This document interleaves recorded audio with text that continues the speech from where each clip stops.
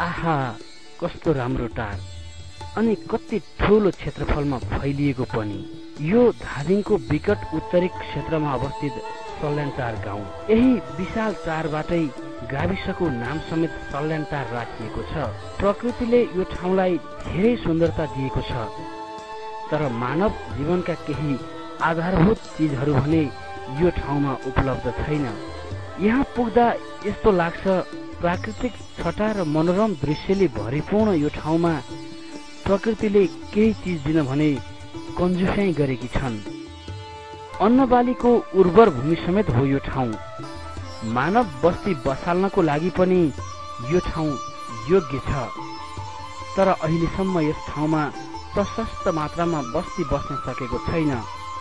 कारण मानव जीवनको सबैभन्दा महत्त्वपूर्ण विषय अर्थात् पिउने पानीको अभाव भएपछि यस क्षेत्रका बासिन्दा काकाकुल जस्तै बनेका छन्। एक गाग्री पानी लिनका लागि यहाँका स्थानीय बासिन्दा घण्टौंसम्म लाइनमा बस्छन्, तैपनि पर्याप्त मात्रामा पानी पाउन भने सकिरहेका छैनन्।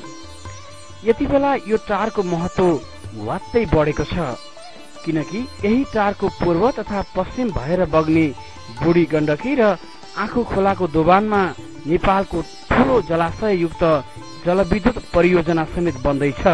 तर सल्यानटार गाविसको वडा नम्बर 3 र 4 मा पर्ने यो जाहेरी गाउँका बासिन्दालाई यस्ता परियोजनाहरू कागलाई बेल पाक्यो हर्षण बढाई भने झैं भएको छ।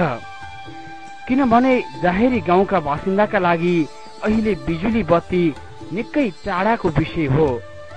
शरीरलाई नभई नहुने पिउने पानीको जोहो गर्न यी स्थानीय बासिन्दा दैनिक 10 देखि 12 घण्टासम्म लाइन बस्ने गर्दछन्। पत्यार नलाग्न सक्छ।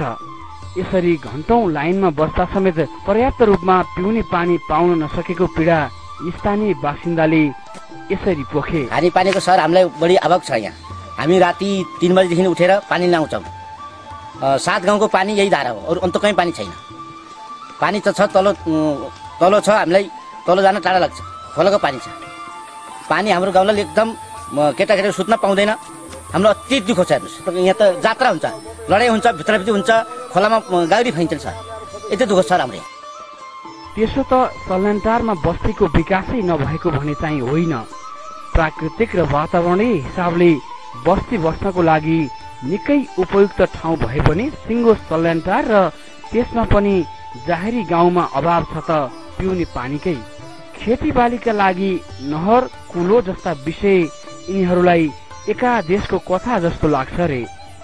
आकाश हेरेर भगवान इन्द्रलाई पुकार्ने अनि इन्द्र खुसी भएर पानी पारे मात्रै स्थानीयको खेतीबालीमा सिंचाइ हुन सक्छ, नत्र कुनै विकल्प नै छैन। सल्यानटारको पाउ भएर बगेका बुढी गण्डकी र आँखु खोलाले त्यो गाविसका बासिन्दाको पानीको प्यास मेटाउन सकिरहेको छैन। तत्कालका लागि विद्युत सेवा समेत उपलब्ध नभएका कारण यहाँका बासिन्दाले यी खोला तथा नदीको पानी तानेर आफ्नो आवश्यकता परिपूर्ति समेत गर्न सकेका छैनन्। धेरै लगानी गरेर पाइप बिछाइएर छिमेकी आगिन्चोक र सल्यानकोट गाविसबाट सीमित मात्रामा पानी ल्याउने प्रयास नभएको चाहिँ होइन, तर सानो लगानी लामो वेग प्रयास असफल जस्तै बनेको छ।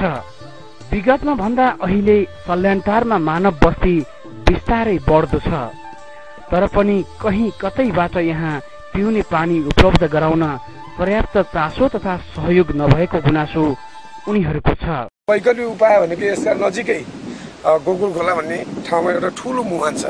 त्यो मुहान लिफ्ट इरिगेसन गरेर माथि तानियो भने 400 मिटर 500 मिटर माथि ल्याइसकेपछि चितवनको जस्तो तराईको जस्तो एउटा रिजर्भयर तल गरेर राख्ने हो भने यहाँको आधा जनसङ्ख्यालाई, यहाँ 9000 जनसङ्ख्या छ, 9000 जनसङ्ख्या मध्ये झन् 4000 जनसङ्ख्याले यो पानी जान सक्ने अवस्था छ। त्यहाँमाथि यो 3टा जाहेरी गाउँ, अर्गौता, खुङ्गा, यो के अरे सन्यासी गाउँ, यी सबैलाई त्यो पानीले बुट्टार, यी सबैलाई त्यो पानी पुग्ने सम्भावना हो। निकट भविष्य त्यसलाई कसरी लिएर आउने भन्ने प्लानिङमा हामी छौँ। अब त आँखु र बुढी गण्डकीमा बाँध बाँधिने भएपछि त्यस आसपासका स्थानीय बासिन्दा पनि यही सल्यानटारमा बस्ती बसाल्न लागि परेका छन्। तर सबैले भोग्दै आएको पानीको समस्याबाट यहाँ पुग्ने जो कोही पनि अछुतो रहन सक्दैन। यस्तै अवस्था रहिरहने हो भने अब बिस्तारै सल्यानटारमा खाद्यान्नको समेत अभाव हुने अवस्था देखिएको छ। किनकि सिंचाई सुविधा छैन, जलवायु परिवर्तनको असर यस क्षेत्रमा समेत पर्न थालेको छ। कहिले महिनौसम्म आकाशबाट पानी नपर्नु तथा कहिलेकाहीँ अत्यधिक वर्षा हुँदा स्थानीय बासिन्दा मारमा परेका छन्। अझ अचम्मको विषय त के भने सीमान्तकृत समुदायको रूपमा रहेका दराई, माझी र कुमाल समुदायको बाक्लो बसोबास रहेको यस ठाउँमा उनीहरूको उत्थानमा काम गर्न भनी खोलिएका सरकारवाला निकायको समेत ध्यान पुग्न सकेको छैन। बरु स्थानीय बासिन्दाले दुःख जिलो र श्रमदान गरेरै भए पनि आगिन्चोक र मूलपानी गाविसबाट अस्थायी रूपमा पिउने पानीको जुफो गरेका छन्। यो टारका माथिल्ला भेगका बासिन्दाले पिउने पानी केही पाए पनि तल तल भने यो समस्या जस्ताको तस्तै छ। त्यसो त यहाँ पानी उपलब्ध गराउनै नसकिने भने चाहिँ होइन। पानी मानिसको जीवन हो भन्ने मूल मन्त्रलाई आत्मसात गर्दै जाहेरी गाउँका बासिन्दालाई पानी खुवाउन सहयोगी हातहरू उठ्ने हो भने वर्षौंदेखि पानी पिउन नपाएर छटपटाइरहेका यस क्षेत्रका बासिन्दाको प्यास मेटिन सक्छ। कुनै जमानामा धर्मशाला र चौतारीमा पानी राखेर पुण्य कमाउने गौरवशाली इतिहास बोकेका हामी नेपालीले यस्तो पुनित कार्यमा हात हाल्न अब ढिला गर्नु हुँदैन। जसले जहाँबाट जति सक्छ सहयोग गरौं र मानव सेवाका साथै धर्म पनि कमाऊ। धादिङको सल्यानटारबाट मेरो देश टिभीका लागि प्रतीक लामिछानेको रिपोर्ट।